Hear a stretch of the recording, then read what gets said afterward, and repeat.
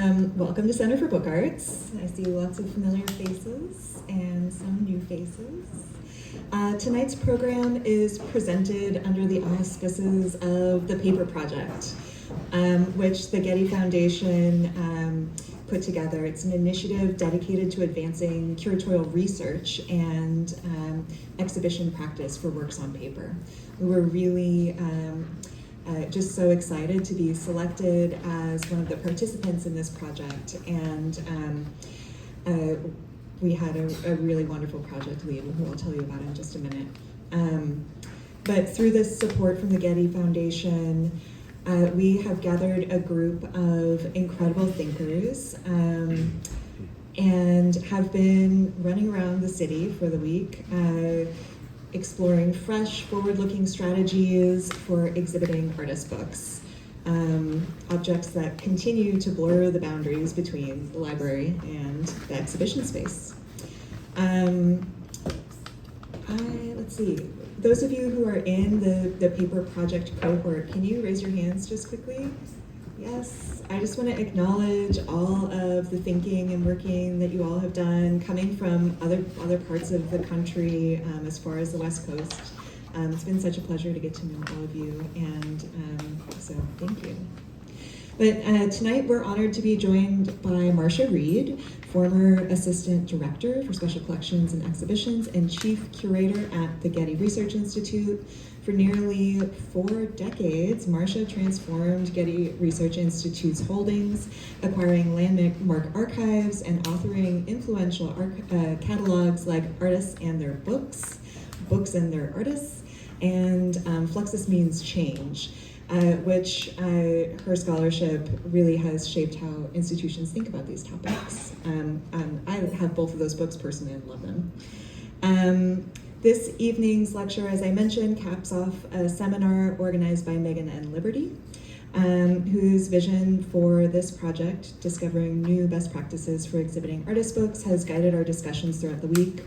Megan is an arts writer and a book arts researcher who's been contributing quite a bit to the field over recent years, including her research on Reginald Walker, who was one of our first apprentices here. So if you have a moment later, take a look at her research that's on Visual Aid's website about Reggie Walker. It's really interesting.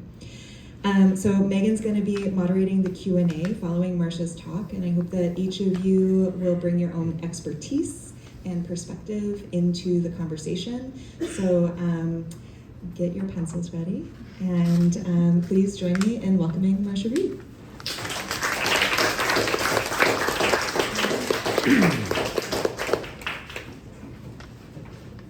So thank you all for coming. Thank you for letting me kind of piggyback with the group. I've had a great time. Thank you. And let me know in the back if you're having trouble hearing me. It's okay now. Okay, as long as thank you for getting the microphone. We had a great time going to very different collections, and I was thinking some 7 decades now of discussions about artist books have focused on these questions. Are these books? Is it art? But in certain ways, this is kind of a backhanded compliment that there is such heartfelt interest and discussion about that. It's a testimony to the significance of the genre. People don't talk about it, it means they don't care, actually. But in the process of these discussions about is it art, is it a book, there is another very obvious related question, which is where do they belong? And it does really make a difference to their lives as books. Collecting institutions are notably conservative. Rather than thinking creatively outside the box about these kinds of questions that I'm going to talk about tonight, institutions tend to fall back on policies and mission statements. It's safer, nobody sticks their neck out, questions delay actions. You don't really have to do anything while you're having meetings and pondering these questions.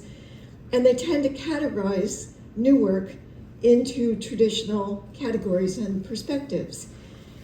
Confronted with artist books, many institutions took a traditional path. Libraries asked, are these books? Museums questioned whether they were art. But private collectors, they had more freedom. They actually didn't care about mission statements and policies. Private collectors just collected what they were drawn to, what they liked, what went with their other interests.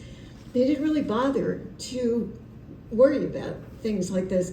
And just as an aside, this is kind of what I inherited in the job at the Getty. In 1985, I was at the newly founded Getty Research Institute, and more than 4,000 artist books arrived from the collector Jean Brown. She lived in Western Massachusetts, and they came as part of her archive, Fluxus Objects, Surrealist, Dada work, and the artist books. There was no specific decision about artist books involved. It was really for me to figure it out. Our staff was very small at that time, and I was an art librarian really transitioning to becoming a rare book curator.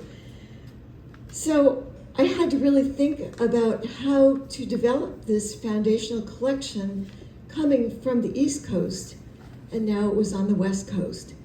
So I thought, why replicate East Coast collections when there are so many makers here on the West Coast? And there were some other collections as well.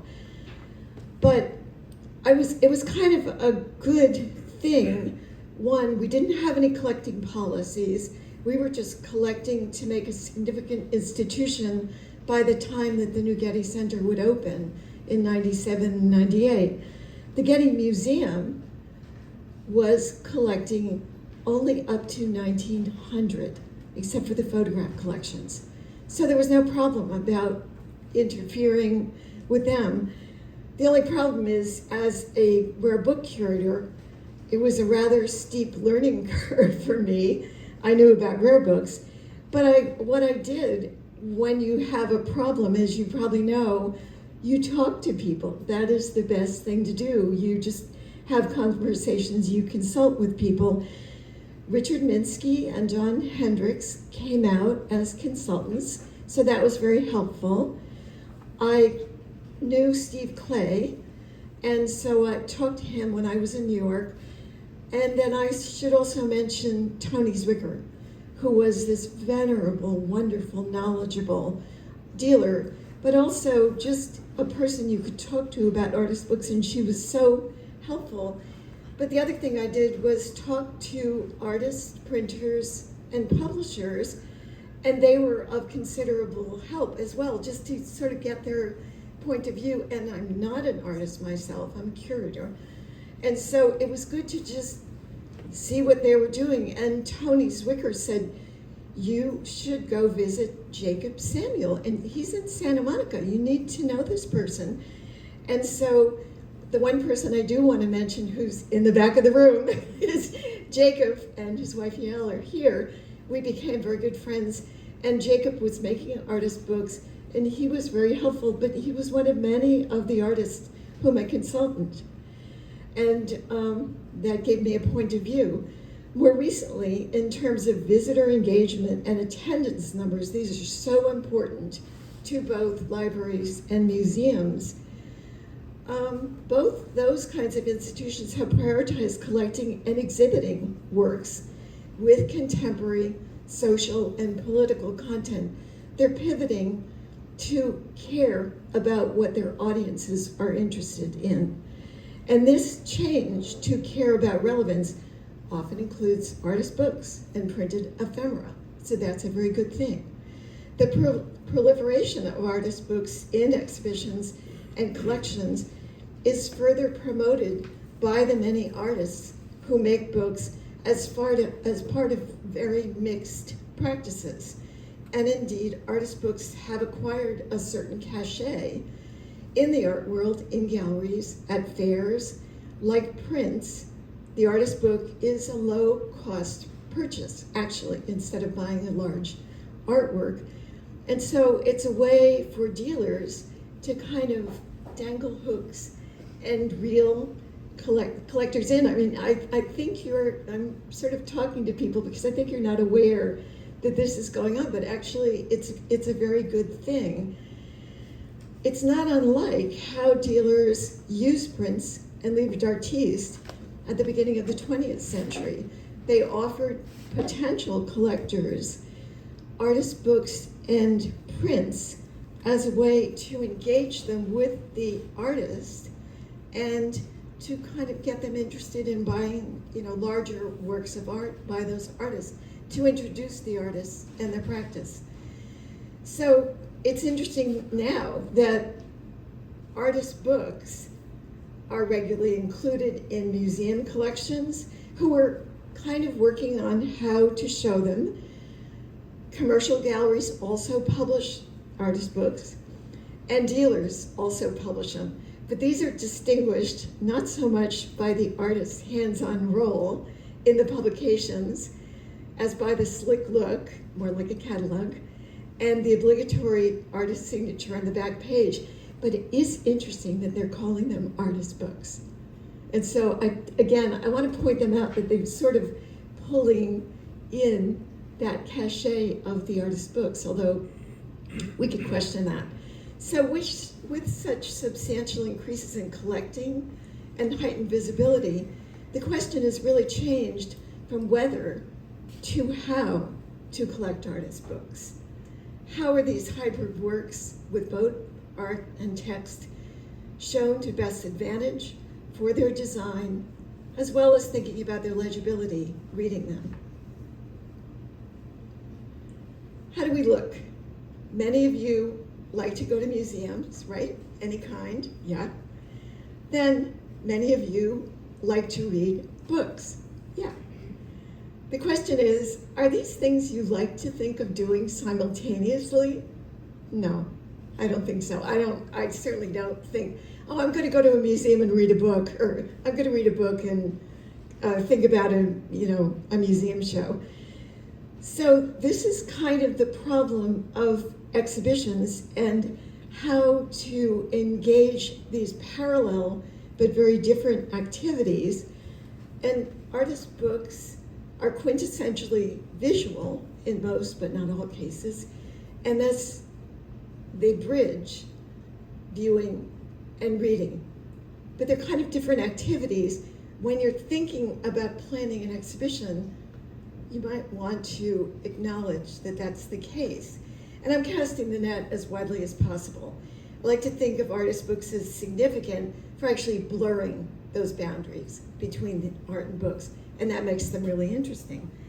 This diversity is fruitful for exhibitions. It gives a pause between the installation, the art on the wall, in terms of something else. And increasingly, I'm seeing museum exhibitions of all genres, including books, rare books to contemporary works. I hardly go to a museum exhibition at the Getty or the Metropolitan without seeing books. Sometimes they're shown well, sometimes they're not, but books are in exhibitions, and I know that the Getty Research Institute does a lot of loans to those as well. So they bring together, artist books bring together social, cultural history. They weave in associated works about artists, by artists, writers, printers, who are responsible for the book's dissemination. Venerable book collectors clubs, which used to focus on rare books, such as the Grolier, the Caxton Club in Chicago, Zamorano in Los Angeles, now include makers and printers as members. I thought, wow, that's very interesting. Didn't used to be the case. And at present, so many artists make books as part of their diverse practices that straight up art exhibitions, as well as works on paper, routinely include artist books. And so it's very interesting that they're coming in. I gave a talk similar to this about 20 years ago. It was a very, very different situation. This was not happening. So serious impetus to this practice of making books came from 20th century avant-garde artists and writers. Not only were they dedicated to making art, but they had something to say, like artist bookmakers today. Books and printed ephemera, which I think is a very important, not so well recognized category. Posters, broadsides, just handouts printed by, designed and printed by these same people, were very important parts of their production. And yet, this first wave also struggled with the idea of exhibitions. As early as the late 30s, Marcel Duchamp was creating boxes of reproductions on paper and miniature signature objects such as the urinal and the typewriter. And he wanted these portable collections held in, first they were in briefcases, then they were in boxes, or boîtes as they're called. And they unfolded theatrically. I think many of you know this object, like a kind of stage to become an exhibition, and it was intended to be portable so that his works could travel and be known. And so it was a kind of early multiple artist book. I was really surprised. I was looking at his correspondence for another reason, and in the mid-50s, when he was in New York, I was surprised to find him complaining that he didn't want to do loans of the boîte. He was saying, you know what, they generally are returned in pieces. Please don't loan them anymore. He didn't want to be troubled by replacing the parts. He didn't love it, the fact that they were, just shattered, or, they tried to fix them or something like that. And so for Marcel Duchamp, amazingly, even without institutional policies or mission statement or oversight of exhibitions, he had problems with the idea of his work circulating and being shown, which is really kind of funny. I see him as the sort of quintessential artist who wouldn't do that.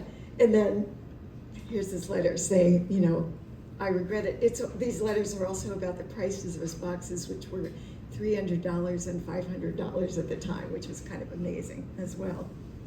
So in view of exhibitions, access to artist books is a perpetual issue because of this hybrid nature.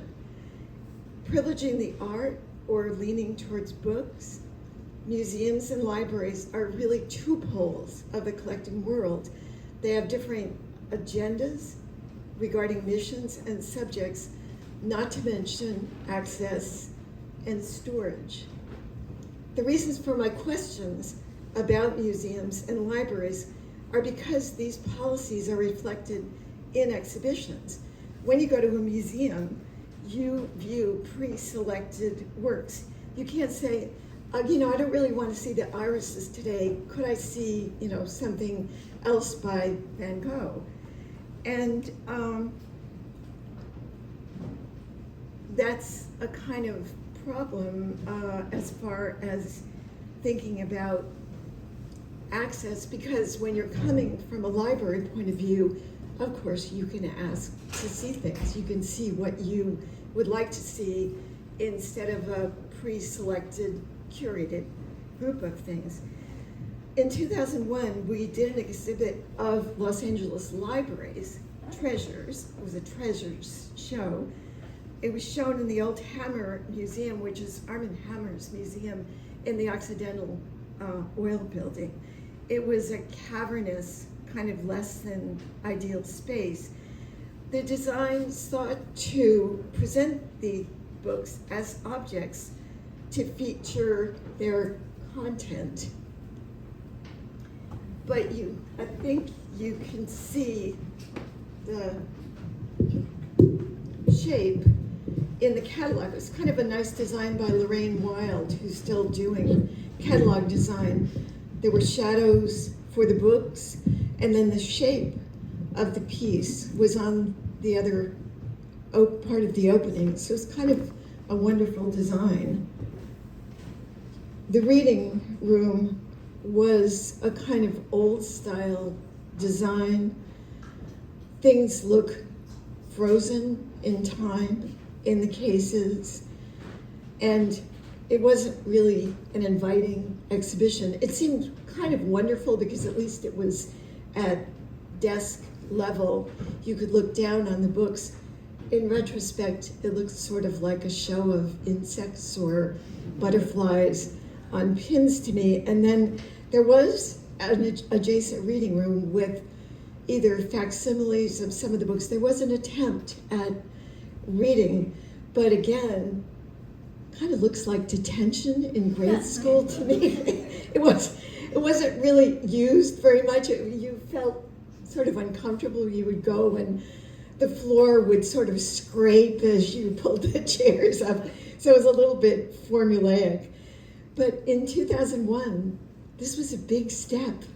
It felt like we had put a foot in the door of a museum. They let us do these treasures. I think it was almost 50 diverse libraries, like the Golf Library in Catalina. And we showed kind of amazing things in this exhibit and tried to display the books as objects. So 2001, that was where we were. In planning exhibitions specifically for artist books, a really important first step, which we have gone over and over in this workshop, is to take a general direction. Don't bellyache about, oh, is it art or is it books? I don't know. We can only show one opening. Stop it. We just decide. Again, the question, is it art? Do you want to show the books as objects? Do you want to pick a signature part of the design and show that? Or do you really, and have people appreciate the idea that there is art and there is design in this book? Or do you want to really privilege what the text is? And I think this is a part that gets forgotten about artist books, is they have a subject, they have words, and they have text. You should read them, and I'm afraid that a lot of artist books don't get read. I like to see them in the reading room, and I like to see people not browsing, but actually reading the books. And so this differs the kind of design that you're going to undertake significantly, because as I was trying to point out before, it's a very different activity to go in and look at books or to read, to actually be able to read them. And somehow the way that you design, the way they're shown, the auxiliary devices that you might want to use, facsimiles, maybe just parts of the text, and I'm going to show you some examples of those, is maybe something very important to do, to point out the fact that these are really books. And there are considerations that you can use to do that. Shelving, the way they're shown, iPads, facsimiles, labels, how much time people are going to spend in the gallery. Maybe you need something to sit on to read. And a lot of galleries, you finally get to the end and there's a bench, but you would maybe like to just sit and think about that and read it. And I have kind of a funny story about labels. My view on labels, and I was supervising a lot of curators, and this was a discussion, it is that you should spend a lot of time boiling them down to make them very short and pithy, and to point out to the people, not everything you love, but the things that you want them to really get hooked on. And then they can pursue reading further on that. Curators get really excited after their research, and they want to put everything they know in the label. And so this was a very difficult discussion to have. It's like, you can't put the Encyclopedia Britannica on the wall. People don't like that. I'm in Manila. I see the husband of a friend of mine. He's carrying their new baby over, his fussy baby, over their shoulder, his shoulder. And he's reading in a very low, monotonous voice. And so I get closer to him, I know him. And he says, I'm trying to put Maddox to sleep. He's apologizing to me because he's being a little noisy.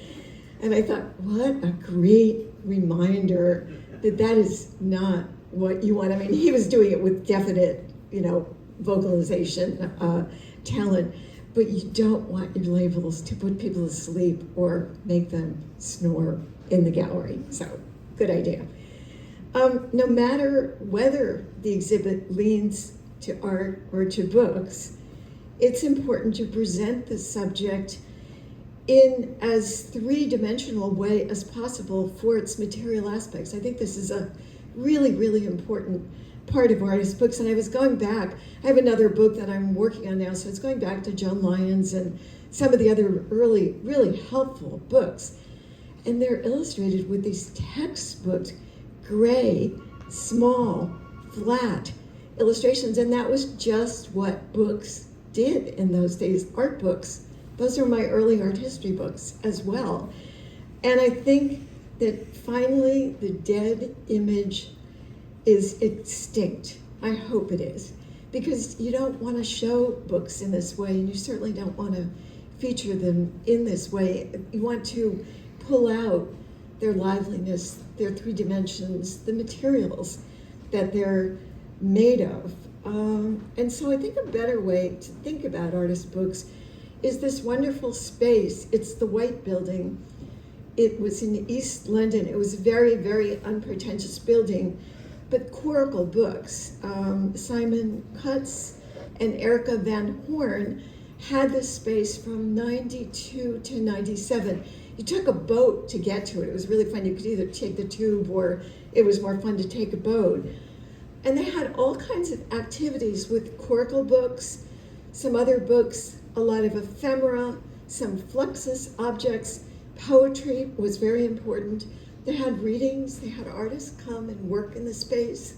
And so it was a wonderful introduction, not unlike this space. So it's great that other places are doing this now, but I loved Work for the Eye to do. That's what this is about, your eye, your brain, thinking about things. And this was a little panel, an enamel panel that you could buy. It's particularly funny to read Work for the Eye to do, have a computer voice reading to you because they can't do it. And I kind of love the fact that it does not work with the computer reader. It was a really evocative name for a place to look at things, maybe to buy things, to talk about things, to hang out. And they had some amazing people coming, Dieter Roth, Gustav Mesker, some real amazing makers. And it just seems so right because it starts with the perceiver, with the reader, with the art.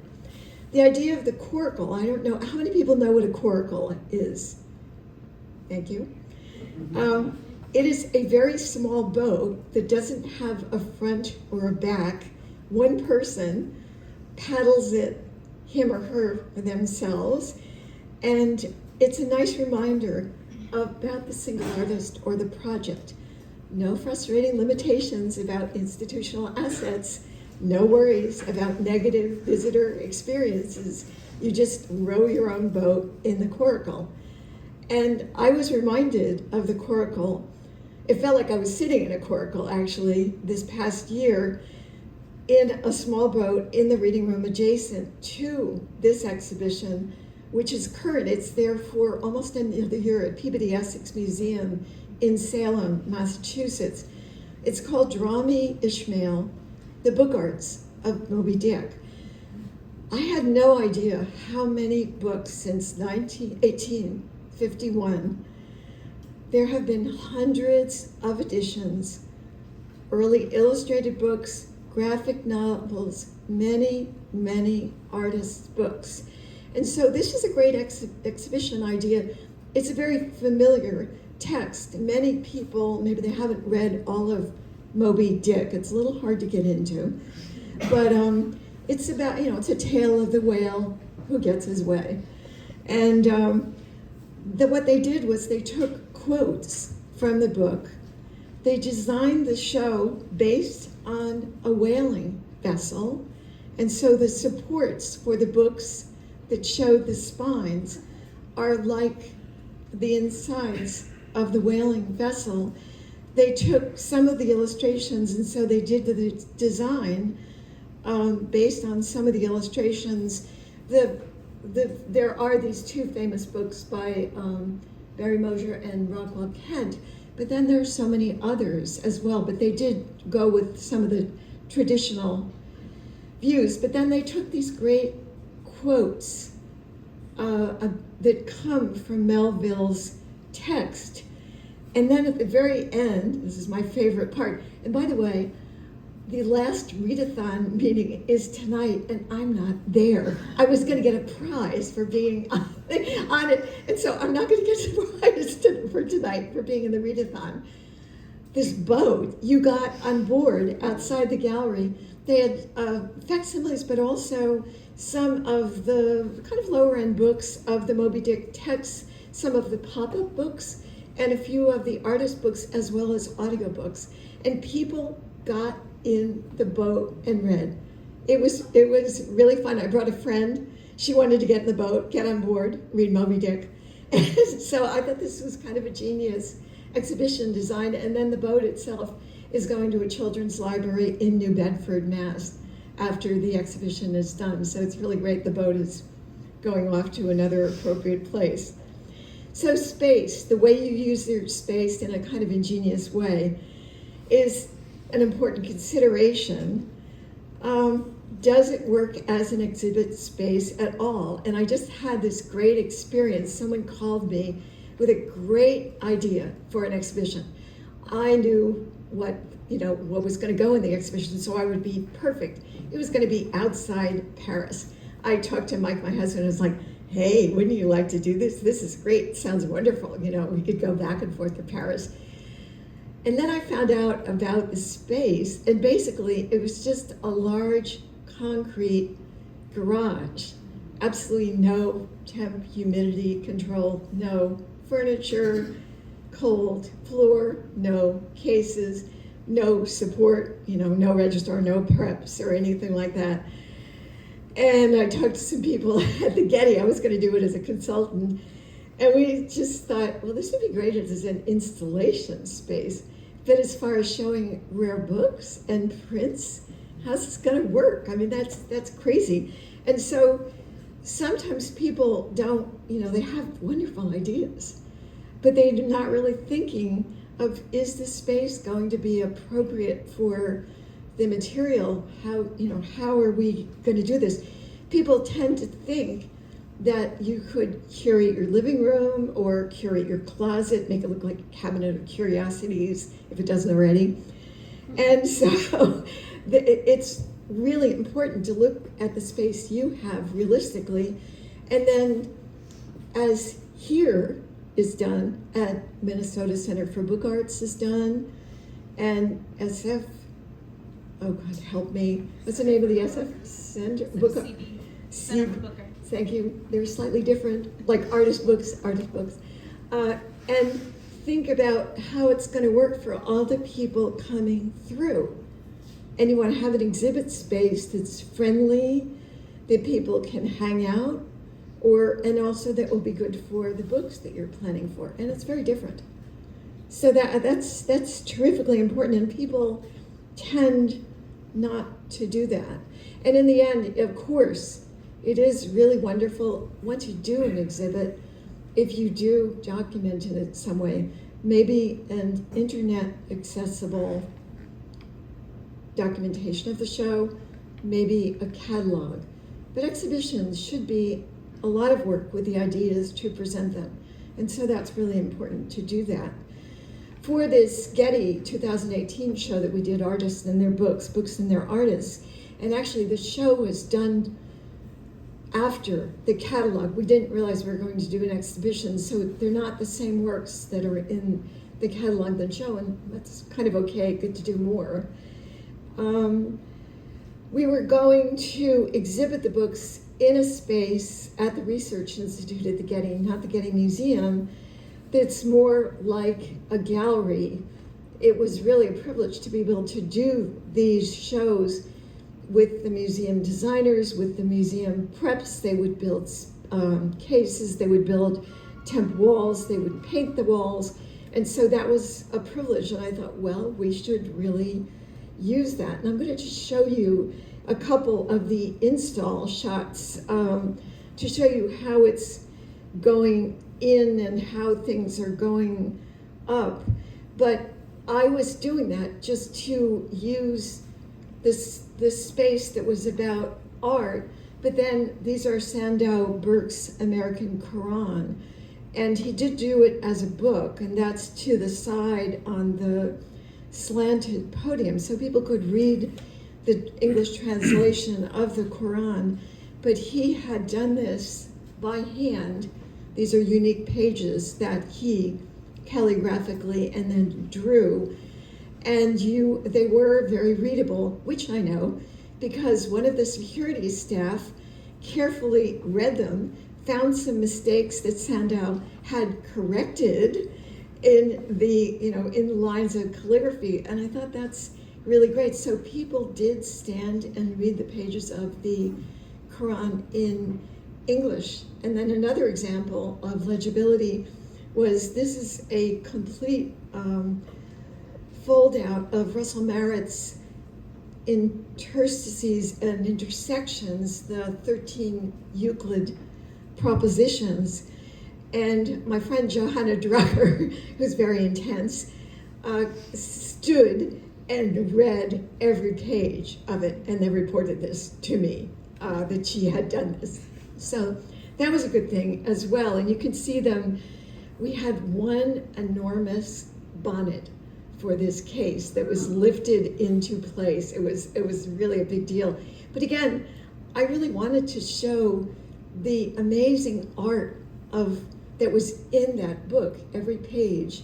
And so it was really kind of great. On the back wall, you can see the pages from, this was a zine that was edited by a group of women in Los Angeles. It was called Sentimental Bitch. And one of the lead artists was Andrea Bowers. And she had all the pages of Sentimental Bitch in Xerox in albums. That's the way she keeps them as well. So we put them on rocks that we had shipped from her garden, rocks like that. And people could sit and go through the albums and read Sentimental Bitch. So that was another way to show the various aspects of it. It's a great title, right? I like that very well. But it was also nice to show different kinds of media in the show as well. And there were several pieces in the show. There was also the Cecilia Vicuna huge yarn piece that she did. And there's no way you could see that in a reading room. It has to hang. And that was very beautiful because it moved as the air in the room was moving around. So it's kind of great because it was very material. It also kind of shed some of the pieces of yarn as well. Did I say it's called Kipu? I think I didn't say that, it was Kipu. This was an interesting piece. It's in stainless steel. It was at a gallery exit. And it was kind of out of the purview of the security staff. And what we found is that as they went out, people were writing on the book. And the book is stainless steel. I didn't want to bonnet because it really kind of, bonnets suffocate, I have to say. I mean, they're great to protect, but they really do sort of make things not be breathing. And this is that the script is leaping off the page of Wei Tian's book. And so people were writing on the book, and evidently that kind of stainless steel body, sweat and other kinds of things, it works well. I talked to our conservator, Stefan. He said, I have to check the gallery every couple of days It's really easy to clean. It's not permanent. It doesn't really bother me. I didn't want to have the conversation with anybody else. And so Stefan and I just decided that he would just clean it every couple days. I kind of loved the fact that people wanted to, it was like tagging in a way. It was like I was here. It wasn't doing anything, the book. It was quite benign, actually. And so that was something that I could only share. I haven't really told anybody a lot about this, but I kind of loved the fact that people walked up to the book, looked around and went, and what they wrote wasn't really very readable, so it was really kind of just a temporary thing. I don't think if somebody told me that I would approve of that. So, but I would like it. I liked it myself.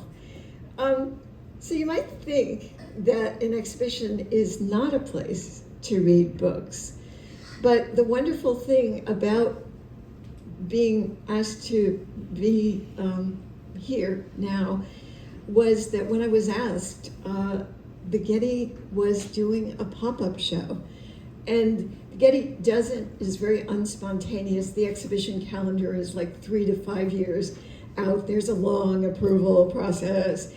And there was a space in between the end of the last exhibition, the GRI, and then they wanted to open 2 shows that they were doing for Gay Pride Month, the $3 bill and the museum show on the history of queer photography in June, which would be a really great thing.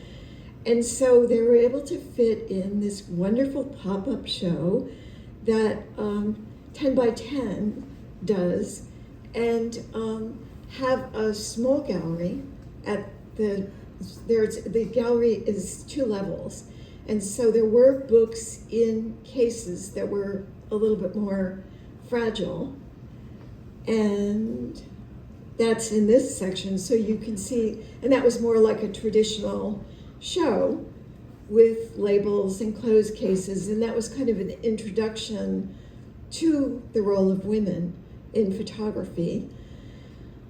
I didn't know that the first book with photographs was Anna Atkins' book on British algae, that beautiful book of blue cyanotypes that I think a lot of you have seen. Women's role in photographs going into books, which we take for granted now, was very, very important. And the Getty, between the Research Institute and the Getty Museum collections of photographs and artist books, has a really rich collections of these. So it was a nice way to feature the collections in this space that just kind of popped up at the right time. So what they saw, that was the name of the show, was 10 by 10's most recent books on photo books anthology. They have an ongoing program of photo book history, and the exhibition does have a catalog, and it featured a wide-ranging geographic, ethnic selection of photo books created by women to the end of the 20th century. And that was, at first I was like, what happened? There are all these important books.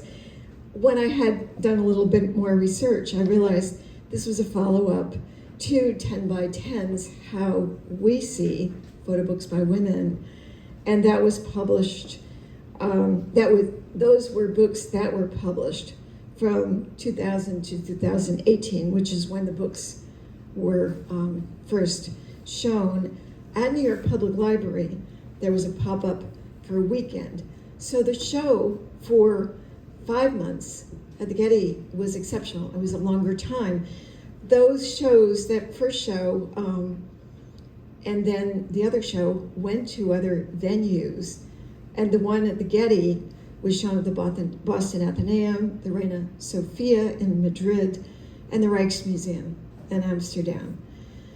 At the Getty, after viewing a small selection of photographically illustrated and artist books, then people went downstairs, or it was accessible, there was a ramp as well, And they just marched down and looked at books and read them. And these were all things from the collections. They were labeled. They were very good about keeping the labels in the books, keeping them in their place. You can imagine it could be a dreadful mess, but they were very good about it.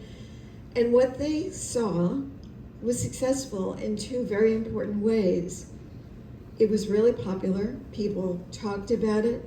They recommended it. And it had a really impressive attendance. At the Getty, the visitor numbers are posted weekly. Everybody looks at it like it's the stock market or something. It makes a big difference. Whoever gets the biggest numbers, is congratulated. More than 14,000 people came during the 5 weeks of the show. That is a really good percentage. It's really high. They really liked this casual approach to connecting with the collections, that they could actually go and look at things. They were invited. They loved the reading room. They thought it was a terrific idea. There were very well attended tours every Friday. And about like 30 or 40 people went to the tours. And then I was amazed. They marched down the stairs and they were starting to do their reading. People talked to each other. The curators stayed there and talked to people about the books. I thought this is like a 21st century salon in Southern California. It was so cool to see people reading and interesting and asking questions about the books. And then you could wonder, so how did the books do? Some of them were quite old. They weren't exactly wonderful, sturdy books. And they did have some looks by the conservation staff before they were shown. So they didn't show anything that was just, dreadfully falling apart.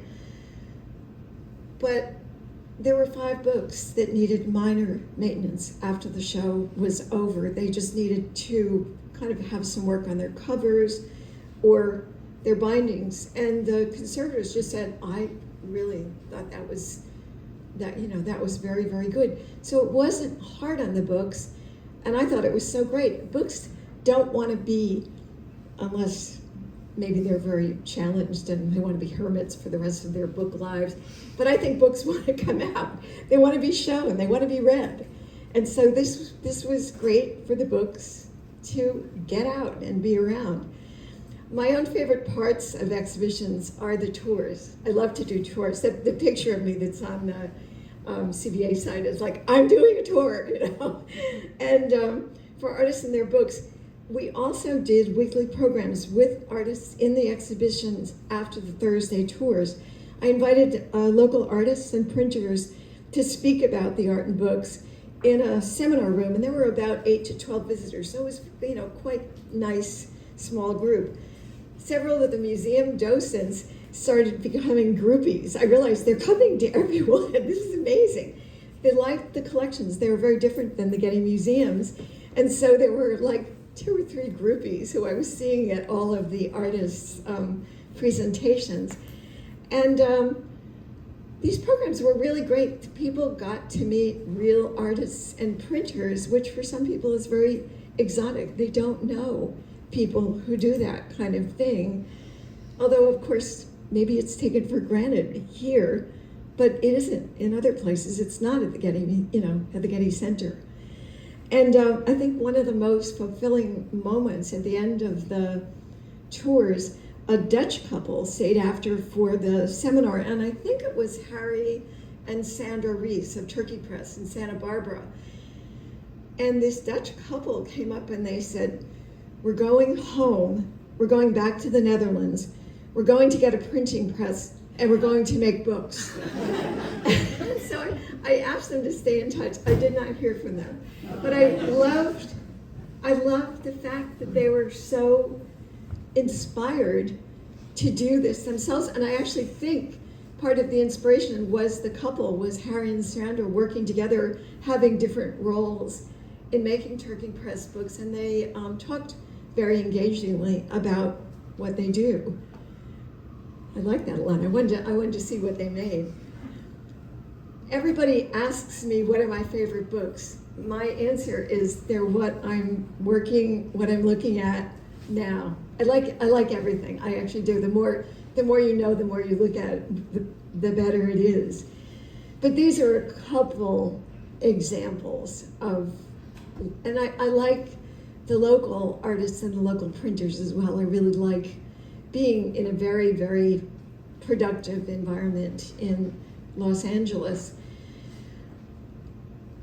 As crossover genre, artist books help to suggest how literature can be illustrated and visualized, and how art itself can be read, perhaps connecting to Asian, to Near Eastern books and art with calligraphy and images. As more and more books of all types are included in exhibitions, and as visitors' interest in social and cultural relevance has become important to museums and libraries, museums, libraries, and galleries acknowledge their visitors instead of teaching or preaching to them. This was a tendency, I have to say, telling you what you need to know about things rather than letting you look at things and, thinking for yourself about them. In order to do that, you have to tell people about the work and let them decide. Likewise, books draw people in. I think we saw that in the photograph show. Artists appreciate the opportunity to make books because they do have something to say, and books go out and circulate. A lot of times you don't know where your books go or end up. Life is short, but like art, the life of the book will go on. So thanks very much. Thanks for letting me join this.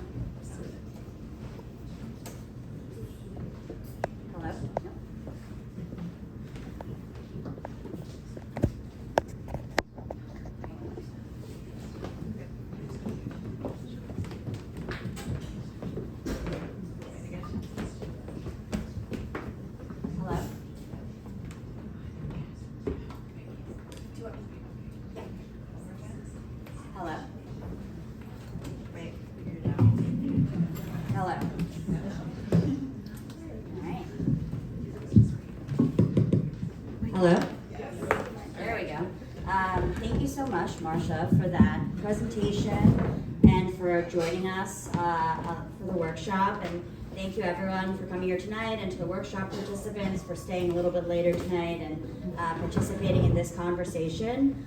You brought up so many really amazing exhibitions, and we've also spent the past 3 days viewing various book exhibitions and collections across New York City.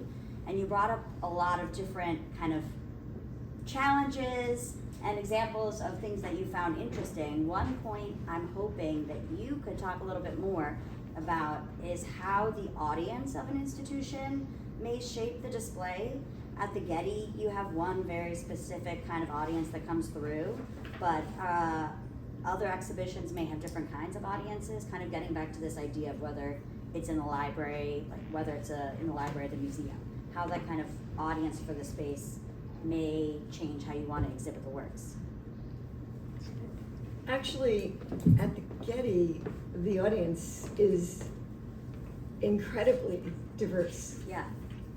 It's from elementary school children. I've done show and tells of books for, I think, even first graders and third graders. They wanted to touch the rare books, and they particularly liked the wormholes, and that seemed important to let them. The rare book curator and I looked at each other, was like, we're letting them touch the books, and we're going to let them touch the wormholes. I love that they wanted to do that. I think we try to have it be very broad, and then there is a huge international audience who comes to the Getty, and so we. Maybe 4 years ago, we have now bilingual labels in Spanish and English because LA, maybe more people speak Spanish than English now. I think that's right. But when I did a show on China, on the cave temples of Dunhuang, the labels were in Chinese. and English. And so I think that's very important, is to think about what group is coming, and we were just flooded with Chinese visitors. So that was very important. I also think it affects the programming. And so you want to do programming that maybe will bring in those different kinds of audiences. When I was the chief curator at the Getty, one of the ideas of what curators did was, yes, you acquire, yes, you publish, yes, you plan exhibitions, but then you spend a lot of time promoting the collections with people, one-on-one, with presentations or going out. And yes, it's exhausting, because, people can be very exhausting. But I think that is a really important thing, that, especially for curators, that you bring the idea of books, you talk about it, you bring them to people, and then you see what people want and listen to it. And you described, I actually don't know if this mic's working at all. And you described during your presentation as well the way that programming can activate the book in a way that the exhibition space on its own wouldn't let you experience. So I think that's another important way to kind of engage with different audiences. In our workshop over the past couple of days, we've seen exhibitions that are in library spaces, that are their exhibition space, where it's a place like the New York Public Library, where they're gonna get hundreds of visitors coming in who want to see the greatest hit. So how do you shape an exhibition of books that fits that audience versus a smaller library show that may not have the same attendance numbers and may not have so many people? How can you show books differently in more intimate spaces? So that's kind of what I'm thinking about the Getty as a big international institution, that kind of thing, versus smaller spaces. Yeah. We're giving up on the mic. I think there might be something wrong with the cable. Okay. But I'm also happy to open the questions up to anybody else who wants to have some questions for Marcia. Maybe some of our workshop participants want to weigh in, or if you were not a workshop participant, I am not. Ronnie, you're still welcome to ask a question. This isn't actually a question, but it's going back to when you were first talking about the labels for exhibitions. And I think for me, the main point is agency.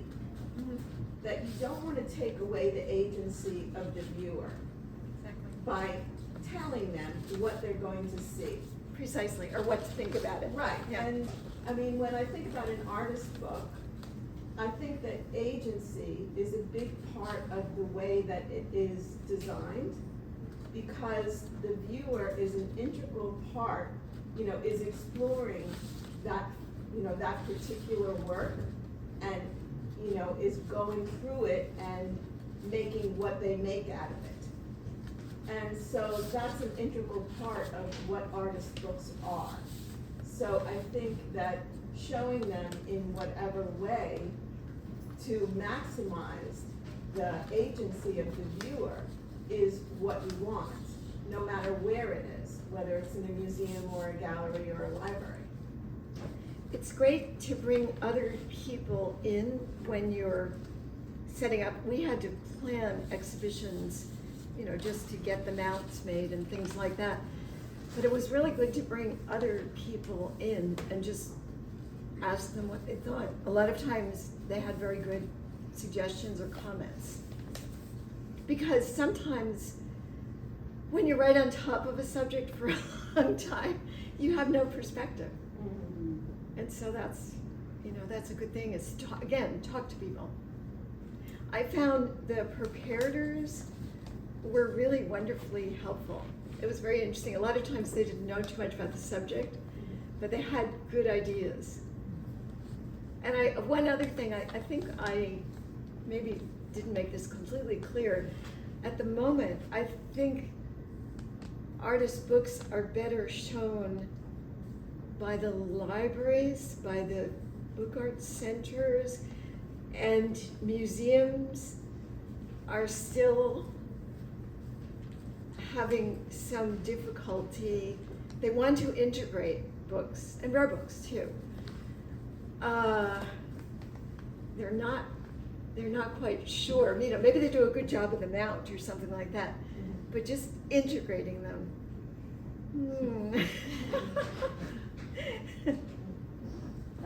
Yes, Christine. Yeah, so we show a lot of artist books and exhibitions in a library setting. And one thing that always works about the page turning debate is we can come back when this is away from the exhibit and we can spend all day Sure. with it and turn all the pages. And that's one of the advantages of libraries. We are not very verklempt about people touching books. We tell them your hands are clean, just be careful with it and have at it. They're in a room where there is someone at a desk watching, but you know, it's a friendly environment. So I do think that's one of the big advantages of libraries. Nicole, did you also have a? Yeah. What are some of the arguments from either side, the both like museums, print and drawings department, and the library special collections, the arguments that have really stuck with you from either side?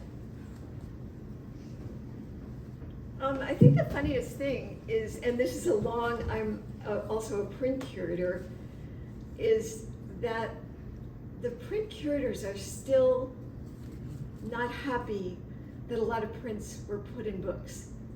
And they actually wish they weren't in books. And so they forget on their labels, they forget to identify the author in the title sometimes. They'll identify the artists, you know. And so that to me is a very funny thing, because it is the world of, you know, that's where engravings and lithographs, you know, many of them live in books. And then I think the biggest thing though is the difference in access and the idea of access, because museums, you have to kind of give a real reason to have a museum take something out for you to see. And museums, like in the Getty, people get off the tram, they want to go see the irises. And so they go see the iris. When they go to the Research Institute, they're probably seeing things that they may not know or think they know, you know, what it is. So I think it's a real difference going to a museum, maybe thinking you know about some of the things there, and in a library exhibition or library-ish. I think it's coming together. I think the blur is happening. It's just a different approach. And I think museums, although they're not doing it as much anymore, or maybe they're doing it in a different way, they're still kind of telling you what you should think about something. And I find that kind of obnoxious. You know? I think kind of what your question also gets at is the core of your presentation questions, this idea of, is it privileging the visual content, the objectness of it, versus the literary or time-based aspect of the book. And so I think, you know, based on our research over the past couple of days, we've seen that libraries are more equipped to privilege the time-based aspect of the works, whereas museums are more equipped to privilege the kind of visual and objectness aspect of the book.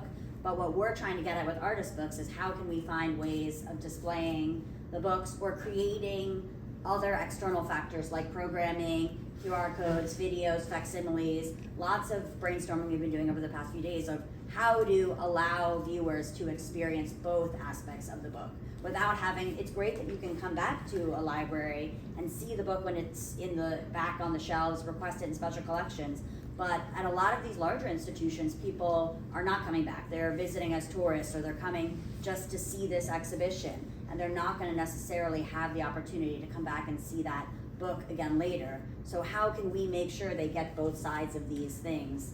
Or is that just impossible? It's I think impossible. we're getting closer. Yeah. I think we're getting think, closer. I think life is full of difficult choices. Yeah. And you have to live with the fact that either you want to show the design and the art, and it may get in the way of the legibility, or vice versa, but that you had that goal in mind. You're not halfway through and going, oh darn, no one can read that. Just be clear. Yeah, I do think it's with important to yourself. kind of think about being intentional Yeah. in those displays. How are you making that choice, whether you want to or not, in how you present the book? Yeah. Did you have a follow-up, Nicole, or a new question?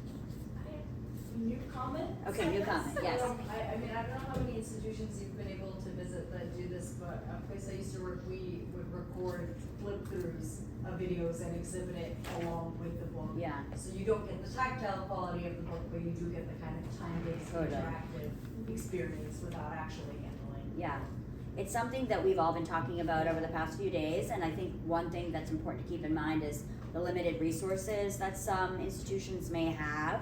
And so it's great to have those videos, but it's someone's time and money being spent making the video and presenting it on an iPad. I think something that excited me about some of the shows we went to were the QR codes, because that's a way that maybe you don't have to have 10 iPads in the exhibition, but everybody is going through exhibitions with their phones now anyway. So how about instead of them just taking pictures for Instagram, we use these tools to engage people with the content a little bit more.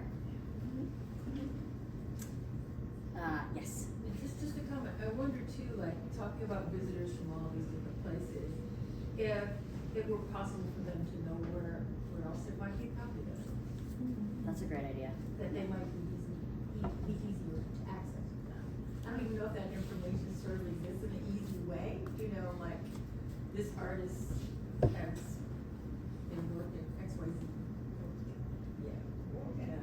Yeah, I was gonna say, one thing that's really great about artist books is depending on how they're cataloged, they will often show up in WorldCat, so you can see what other libraries may have them. But of course, WorldCat is not a catch-all for everything, and we visited some institutions on this trip where if the books are kept in the fine art collection, the primary collection of the institution, those will not come up on WorldCat. Some institutions can't get their databases to connect with WorldCat for various resource issues, so those books won't show up. So WorldCat is a good place to start if you see the book and you want to know if you can find it close to you, but it's not going to necessarily scoop everything. Yeah. There was a question over here, right? Yeah. Also a comment. I think it's also the artist's responsibility, because good artists know how their work should be installed and they even give instructions.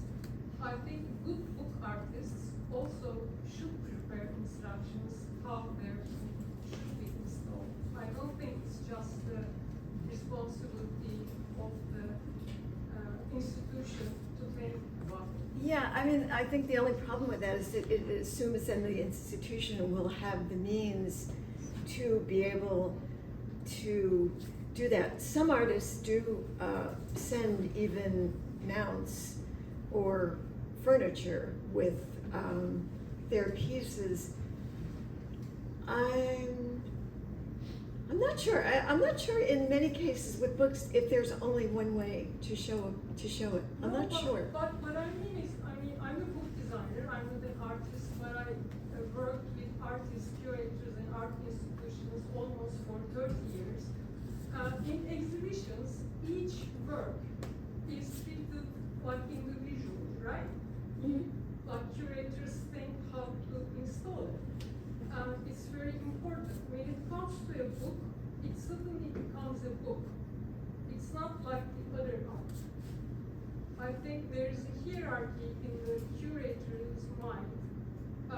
It suddenly becomes this book that it has to be installed. They don't treat it like the other artwork. So this is why I think, if an artwork comes with the furniture, let's say it's a sculpture, it comes with the base. The institution doesn't say, oh, we are not going to use the base, right? They respect the artist. If a book comes with the furniture, the curators say, oh no, we are not going to use the furniture. I think it's some kind of a value hierarchy still. Like they don't treat it like art. I do think there's a push to change the hierarchy. I think that's the whole point of this workshop and these kinds of conversations, but there are certain limitations. For example, if the artist says, I want everyone to be able to handle my book, but the exhibition space necessitates everything go in locked cases, there's just no space for a handling copy to be placed, then that's not going to be possible. If they want their book to be displayed, like if it's a Leporello, fully expanded, but there's no room, what's the compromise? Do you not display the work, or do you display it a little bit more squished together? I think those are the kind of differences between other kinds of works that may have perhaps more straightforward installation instructions that allow them to be displayed in a kind of more standard fixed amount of space. I don't know if you agree here. Oh, no, yes, Yeah. yes. Jared? Marcia, I have a question with kind of the picture, the image of the reading room from the 10 by 10 exhibit is still kind of, I mean, it's kind of floored me. I'm still kind of trying to process that, and like, you know, Adrian Piper's colored people just being there for people to flip through. But first of all, I just wanted to introduce Yeah, I was gonna say, Russ is right here. Letterman from 10 by 10. Oh, so- wow. Yay. Oh, I'm so glad you could, Yeah, thank you for showing huge it. amounts of Yeah. compliments. Yeah. Thank you. I mean, it's been now to 5 venues and radically different each one. And Yeah. I think the issues that you're bringing up about the particular space and what are the constraints of the space are critical in how it is installed. Yeah. Good question. I mean, it was just, and there's lines of thinking about, so I mean, all the questions about, you know, people just kind of being open, I mean, and we've tried to do, you know, reading rooms that are basically reading room salons where it's kind of rare Jared, do you want to material tell and people what your institution is? I'm at Watson Library at Metropolitan Museum of Art. And so we do have events and want people to interact, but sometimes we put out like the browsing tables, you know, and kind of anything that's a little more precious or rare we might put on another table. And kind of have conservators kind of page turns, and then we do the encouraging people to come back and look at it, you know, at some other time. So I'm just curious about, and then to know that amazing statistic about only 5 books kind of needing attention after that. Was that just open the entire time? I mean, or were there designated times for? The whole time. Anytime the library was open. So it would be, well, I think it's exhibition hours, so it would be something like 10 10, yeah, a little to bit 6 later, or yeah. something like that, 6 days a week. And all the people who, you know, greet people as they come into the Research Institute, because there's just access to the gallery. And they kept telling me that there were throngs of people coming in. It was just, and after, I went on a couple, I sort of just shadowed the tours, and people marching down to read the books afterwards. I was just, you know, I want people to read books, and so the cockles of my heart were just like, oh, Yeah. this is great. Another thing that was really meaningful about that installation too is the furniture in the space. I don't know if you could really see Yeah. it in that Oh, picture, but there yeah. were couches and armchairs and little stools, which I think Yes, thank really you. contributes to people's capacity to It's stay very casual. and read. Yeah. It's, I think, one of the biggest challenges in a traditional gallery space, even if you create an environment where people can read the book, if you have to stand the whole time, it's gonna mean they're gonna leave eventually because they Yeah. wanna sit down. Yeah, So- yeah, exactly. This was so friendly Mhm. to people. And the other thing that was really funny was how good they were at keeping things in order, because there was an order to the books, and they had a label, and everyone was, they behaved like 3rd graders. They were so great. Did you wanna add something? Yeah. Yeah, I also wanted to add that in each venue, it is an historical survey of photo books by women, but we also have a section working with the curators who are Izata, Koji at the Getty. Yeah. We curate a section that is specific to the community. So there was a final table that had contemporary photo books by Southern California Yeah. women photographers, which brought the whole community within, which was quite incredible as well. Yeah. Besides just Yeah. the visitors, but we also the artists who are locally there. Yeah. Any other questions? Yes. Yeah, just, I guess a comment, the College Book Art Association just had their conference and exhibition, and one of my books was, accepted for exhibition there, and it's, the topic they were covering this year is embracing the tangible, and so trying to, somehow get book artists to do more tangible type of books that are interactive. So I was asked, you know, with my book in exhibition, if I had minded if anybody touched it, and were there any specific instructions, so it's speaking to. Kind of getting to that point Yeah, earlier about to that artist point instructions. earlier. So really, there was just one that I asked. I was a little hesitant because it's a one-off book, really, so, but I thought it's great for those educators to have the exposure to something, to this. to They this should know subject. how to handle it. Yeah. What was your Well, exactly other- that, and they said, oh, they'll be handling it with clean hands, so I felt a whole lot better with that. Wait, did you say you gave them one restriction or no? Yeah, one, because the first page, I've seen people trying to lift it up, Mhm. but it's really a dial that gets Oh, turned. So interesting. that was, I just said. Do you know how they communicated that instruction to the viewers? No idea. Yeah. Maureen. Following up on that, I was also curious if there was any instruction to the viewers at the Getty for the 10x10 reading room, because when we were at the Watson, I overheard, a researcher coming in and they were gonna have to watch a video and how to handle the books. Yeah. And Yeah. so I was just wondering if there was any priming of. I think at the end of the tour, they did say something, but then, it was open whenever the exhibit was open. I think there was something at the tables. Do you know if they had No, I instructions? mean, it's pretty open. I Yeah. mean, Yeah. Each Yeah. book had like a bookmark in it that gave very cursory, very short information, because I think your point is well taken that, one doesn't want to kind of feed the information to the visitor. We want them to experience it from their own. But the lovely thing that you highlighted that was really great was people would share books with their friends. Yeah. They'd be standing next to one another, Yeah. like, oh, look at that page, go over there, look at that. And that's a very different experience than a museum experience where you're passively taking in information. But there were to your question, Karina, very limited guidelines. It's like come in like you would to a bookshop or a library book.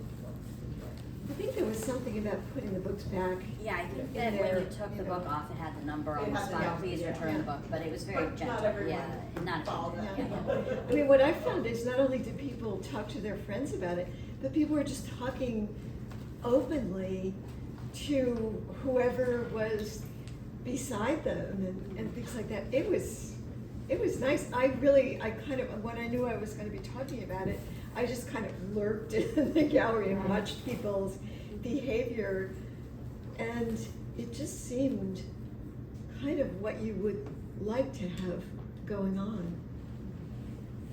Very social, open conversation, showing each other, talking about specific books. And the Southern California table was of great interest, and there were people there who I think knew some of the artists.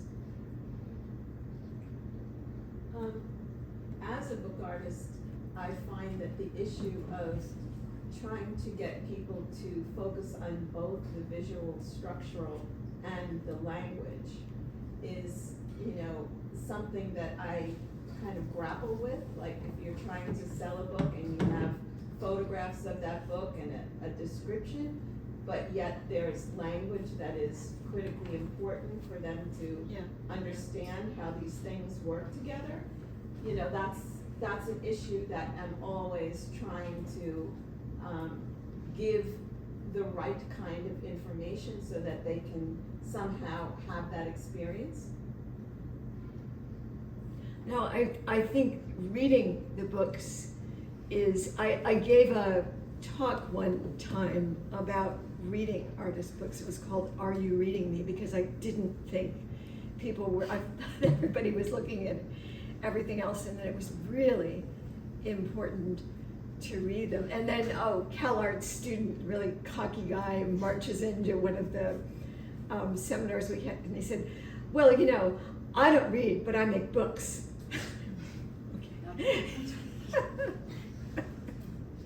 I'm curious, since you were talking about how diverse, the range of people coming into the Getty, I feel like as someone that makes books, I also have seen that a lot of people that aren't familiar, there's a mystification that happens around artist books, and there's a lot of hesitancy of I don't want to interact with this object because it's not prescriptive in the same way that looking at a painting is.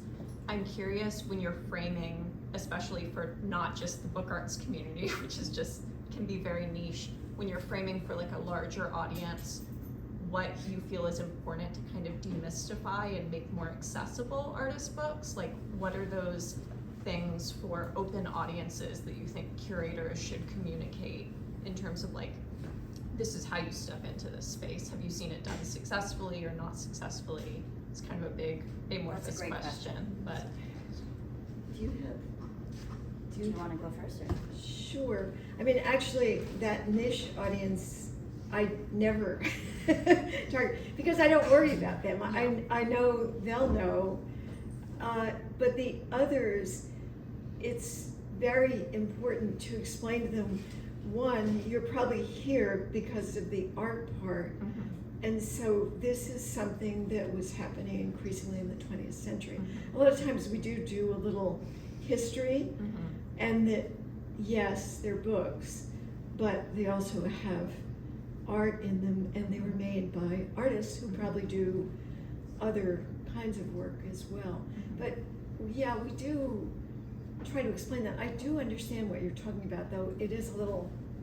Yeah, like I guess it's helpful to hear it having that like universal basic grounding of what it is, maybe is a good entry point, and then breaking it down further by case. Maybe. Something that's come up on the workshop a lot is ways of kind of trying to demystify the labor involved in it. Yeah. So we were talking about perhaps having videos of the artists making the books, or showing some of the printing processes involved, or binding techniques, so that people have a sense of the labor, that it's just not, it doesn't just appear as a book in this format, that somebody has to shape it into this format, Yeah. whether it's the artist or a more collaborative kind of a separate bookbinder, a separate printer, and separate designer.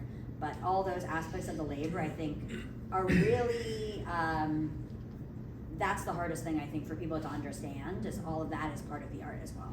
Yeah, that's great. Thank I you. think people like the information, though, when they're given it. Yeah. So Yeah. I think it's a good thing to do. Yeah, and with the Paper Legacy Project exhibition at the Grolier Club, I thought it was really interesting how they included some of the specialized tools that were developed by the artists for creation, and I think, when we're looking at something historical, like giving a nod to process can be really interesting. Mm-hmm. Yeah. Minnesota Center for Book Arts did a really great example of that, or show of that, with their Paper as People show. If anybody saw that, there were, I think, 7 to 8 contemporary paper makers of color, and they included not only process video that was shown in the gallery, but then also the artists were encouraged to send tools of their process, and so those could be on display That's in the really gallery awesome. as well. And it was really effective. Like 9 times out of 10, people were like, "We love seeing those tools. Yeah. They're so fascinating. It helps me understand like why this paper dress by Amy Lee is like, so riveting, or why Elizabeth Banks' work is what it is." I think to play devil's advocate on that, even though I love that too, then that brings up always the challenge of space. Yeah. So if we show these other things, sometimes it takes the space of other artworks. But I think it's really meaningful to have those extra things. Was there a question over here? I feel like you've been raising your hand a while. Yeah, I was just wondering if you had any other examples off the top of your head of the 20th century, like historically important avant-garde books and ephemera. Like you said, that's sort of where this all started. I think it would be great. So this collector, Jean Brown, I wrote a book called Fluxus Means Change, Jean Brown's Avant-Garde Archive, and the first chapters have these wonderful things. She was friends with Marcel Duchamp, and she collected Dada, Surrealism, and they're really wonderful books. They're very imaginative, and they had interesting covers and fold-outs. They used photography. There's a particular book, a really beautiful book by Paul Eluard and Man Ray called Facile, Easy. And it's the nude body of his wife, Nush, just going across the pages, but you can rearrange the pages. And that's in that book. But I think just because those are the examples that I put my favorite examples in the book. And it goes through Fluxus as well. And Fluxus stuff is pretty great too. So I think that's my piggybacking on Jean Brown's exquisite eye in Western Massachusetts. She was from Springfield. And what's interesting though is that MoMA had traveling shows in the 30s. So fantastic art and the Bauhaus. And these shows traveled to Springfield and Worcester. And Barr went with them or sort of coordinated with them for those shows to travel around the East Coast. And I actually didn't realize that people had access to those shows in the smaller museum. They went to the Springfield Museum. So people obviously appreciated them. But there are some really wonderful works in there. Oh, I can't name iconic artist books. That's too hard a question. But there's other catalogs, you know, or if you're looking for earlier ones, you could look at Reva Kastelman's, you know, Century of Artists books, and then it's not as lushly color illustrated, but you know, Johanna Drucker's, also called Century of Artists books, dives deeper into some examples, historical and leading up to more contemporary. Other good anthologies. There's No Longer Innocent. Oh, yeah, Betty Wright's No Longer Innocent, yes. Yeah, Stephen's book. Yeah, there's so I think like starting with some exhibition catalogs can give you a sense of some of the really kind of touchstones, but I also think those also leave out a lot, and that's part of what we're trying to do now is show other books that aren't always shown, talk about other books that aren't always talked about. I also have a catalog that's not terrible, so you can check that out. Yeah. Any other questions? Thank you all for coming. Yeah, thank you so much for coming.